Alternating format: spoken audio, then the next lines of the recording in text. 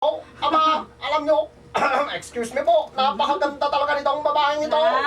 Pumunta kayo dito sa estasyon at nang makita nyo, ang babaeng napakagandang ito.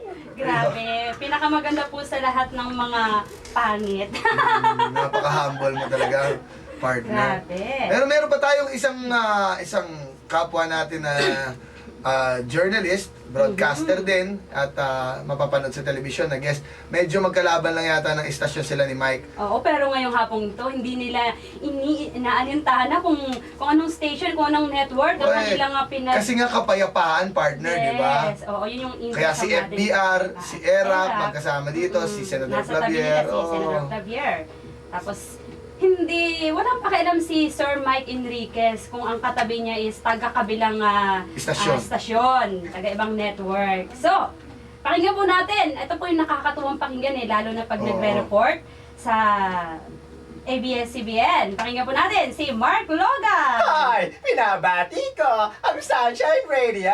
O, di ba, Kuya Erwin at Ate May? Kaya nyo yun, tare ng Lola. Makinig lang kayo dito sa DZAR 1026 kHz. O, di ba? Yeah! Yes, kinig sa buong mundo si Mark Logan.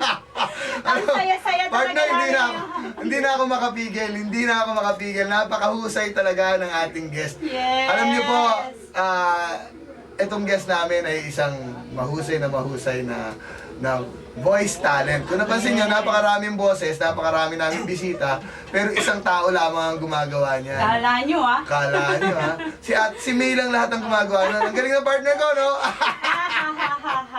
Okay, partner. Sinabayan ko po si Erwin sa pagtawa. Kanang-ano mo na hindi nga. po ako yon.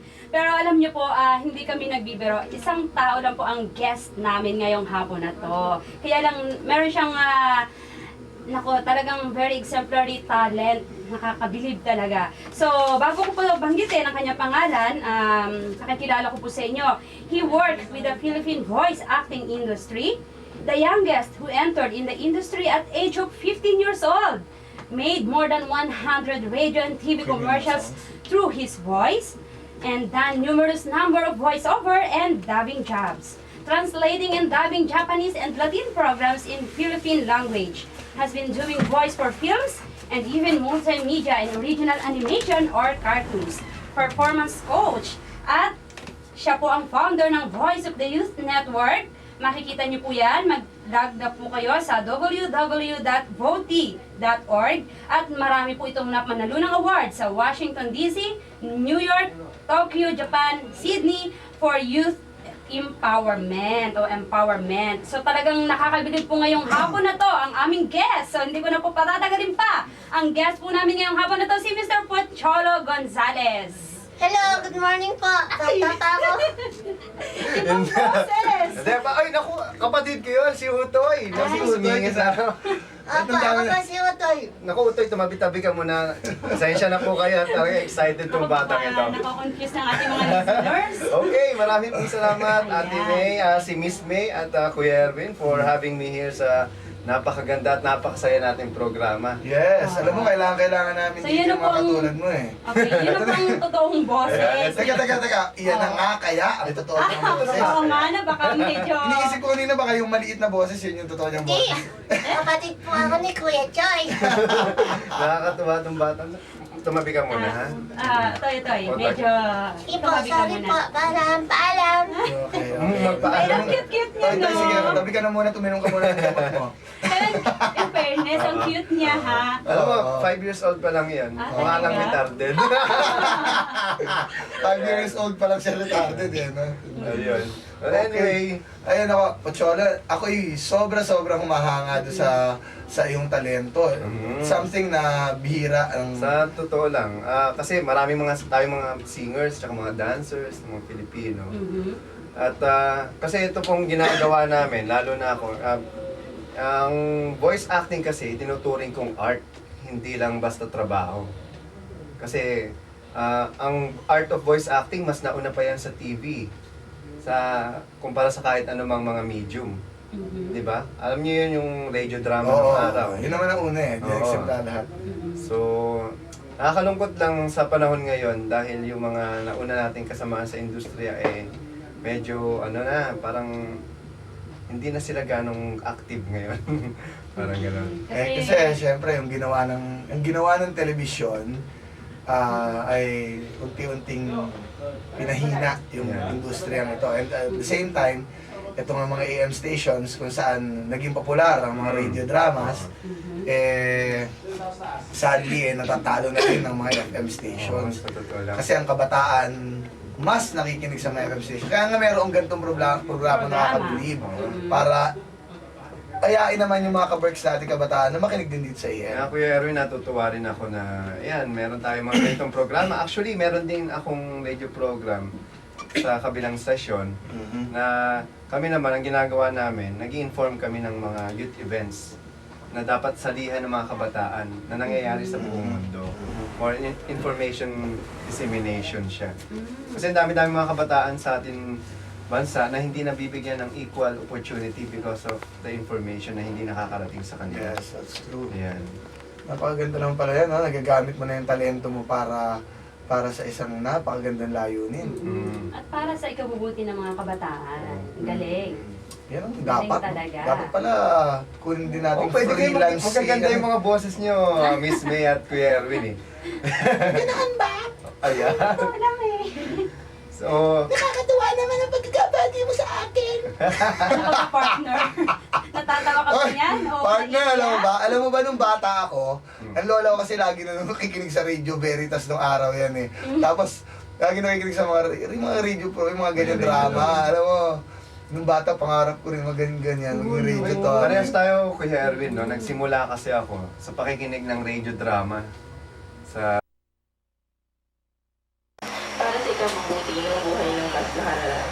Ayan. Kung nakikinig yung mga nag-komento niyan, ngayon na Ma'am, ano po masasabi niyo dun sa mga ganong comment po ng mga kabataan? Actually, well-informed yung mga kabataan ngayon. Alam nila talaga kung ano yung nangyayari. At yung sinasabi nila ay resulta lang kung ano yung nandoon sa, yung na-experience nila. So, totoo naman na meron talagang mga opportunities na para sa mga disabled na sa ngayon. Marami nang ini-enhance ang gobyerno na paraan para kami Sa Valenzuela may ganitong program. Sana ibang cities gayahin yung ginagawa ng city na yun. Kasi napaka-inspiring nga naman ng ginagawa ng locality ng Valenzuela para sa kanila. Para susunod, meron tayong multi-union of Oh, channels. diba? Ganun pa rin, no? Actually, pangarap ni Peter yan eh, na magkaroon ng ganitong organization. Pero thank you po, madam, sa inyo pong initiative dahil natupad din, di ba, Peter? Totoo yun. Kasi matagal ko nang sinasuggest kila MC, kila yung kila Joy na magkaroon sana ng episode for this special ability para sa amin na dapat naman bigyan ng inspirasyon dahil madaming kabataan dyan ng may challenge sa sarili nila na parang dapat nilang kunin. okay. Alam mo si Peter, no? Kasama na naman namin sa mall lagi. Lagi kami tambay ng mall eh, wala kaming opisina kasi. Then, pag may nakikita yung mga naka-wheelchair or naka-supply, sabi lang, oh, napitan ko na. Bakit? Ano gagawin mo? Eh, document ko tungkol sa buti sa ginagawa natin para maisama ko sa programa natin. Tita, basta po, i-guess namin kayo. Sabi ko, talaga? Sabi niya, oo talaga, i-guess namin yung grupo natin. Sabi niya gano'n. Kaya ang kakulitan talaga may lugar. Okay. Ayan, meron pa tayong last year daw, maraming hindi tinanggap sa school, sa kaya school to na may kapansanan kasi daw kulang sa facilities. Ganon. So, yun, syempre isa yun, no? Pero meron naman po tayong SPED. Meron din po, no? School for, special education. Alam mo nga kay MC, meron na ako share kasi alam niyo yung sa school sa Manila, ang nakakalungkot kasi yung mga PPE isinasama sa mga sa norm. Okay lang naman yan. Kaya lang, di ba, alam naman natin na kailangan nila talaga ng special kasi alam niyo, Segment board. Okay, segment po. ito na yung ating bagong segment, ang Volunteer. And to launch this segment, syempre, lalayo po ba tayo? Dito na muna tayo sa ating grupo, ang ating mga Volunteer, di ba ito yung segment kung saan may mga volunteers tayong fini-feature. So, since ngayon is Ion Day, di ba? So, ang featured volunteer natin ay si Mr. Lionel Gonzaga! Bakit ako? Di ba? Na-surprise Post ka. ako dito. Okay. Na-surprise siya. Plano namin ito ni Ate Eunice last week eh. Ayan. So, Pinagkaisahan ka. pinagkakaisahan ka namin. Okay. So, Kuya Ayon, how did you started as a volunteer? Di ba? Kasi dito tayo sa volunteering tayo ngayon. Ano, paano ka nag-start as a volunteer? Hindi ka host ngayon, hindi ka ang guest. O sige na nga, alam mo yung pag-volunteer, college ako, nagsisimula na ako mag-volunteer. Kasi ba naman, yung ibang mga organizations na sa tingin ko mas makakatulong sa akin para mag-grow ako at ma-develop ako, ay yung naghahanap ng mga volunteers. So, yun yung way ko para magsimula, pumasok sa mundo ng volunteerism, unti-unti na-develop. Kung ang tinatanong mo is yung sa Voti, naengganyo ako sa email at sa mga pictures ni Choi na nakita ko sa internet, sa websites niya. Yes. Wow. Nasabi ko, kasi naikwento ko naman na sa inyo yung pinanggalingan ko, di ba? Nasabi ko, ito yung mga hinahanap ko eh. Ito yung mga gusto kong gawin. Tapos naghahanap sila ng volunteer web designer. Sabi ko ganun. So parang, okay lang sa akin, kahit hindi trabaho ito. Kasi gusto ko naman yung gagawin ko. Gusto ko talagang mag-share, magbahagi ng kung ano man yung meron ako para sa kabataan. So, volunteer. Ayoko ginulat. Nagulat siya, di ba? Birthday ni Iron Man. So, siya yung ating guest and first ever featured volunteer dito sa ating segment. Kuya naman, isa lang next question. Alam mo, volunteer ko is ano nga eh, parang out of my profession. Kasi I'm a web designer, web developer by profession. Yun yung ginamit kong way sa buhay. That's my entry point, yun nga yung sinasabi ko. And then, I was not expecting na mapupunta ako sa environmental causes. Hindi, totoo kasi... volunteer halos lahat eh. Yes, kasi di ba sa pag-volunteer ka, halos lahat ng areas papasok ka dyan eh. And, ngayon, eto actually kuya, may mga plano kami ngayon, kaya lang wala yung iba. Wala yung iba eh, kasi dapat may tatawag sana, kaya lang nasa church. Dapat tatawag si Sabi nga pala ni Purple. Purple, happy birthday daw kasi nasa church siya ngayon. Well, happy birthday din sa inyong lahat. Okay, may babati na isang special individual. Ay, Boses, oo. Ang boses ko ngayon, ano ba naman yan? Uy, Happy birthday po. Okay. Pipia po yan, Camille. Baka naman, dahil first time mo ba dito, Camille, ha? Yes. Hi, Camille. Hello, Nice to meet Camille. you. Batiin mo na happy birthday. Ikaw, Choy, ating cameraman. Ating founder, video tayo ngayon. Baka gusto mo na batiin si Ayon. yung pagiging member ko ng Voti ay isa na sa pinakamagandang regalong natanggap ko buhat nung naging member ako. Napakaraming bagay ang nagbago sa akin, perspective ko, pananaw sa buhay, yung goal ko nagkaroon ng mas magandang direksyon.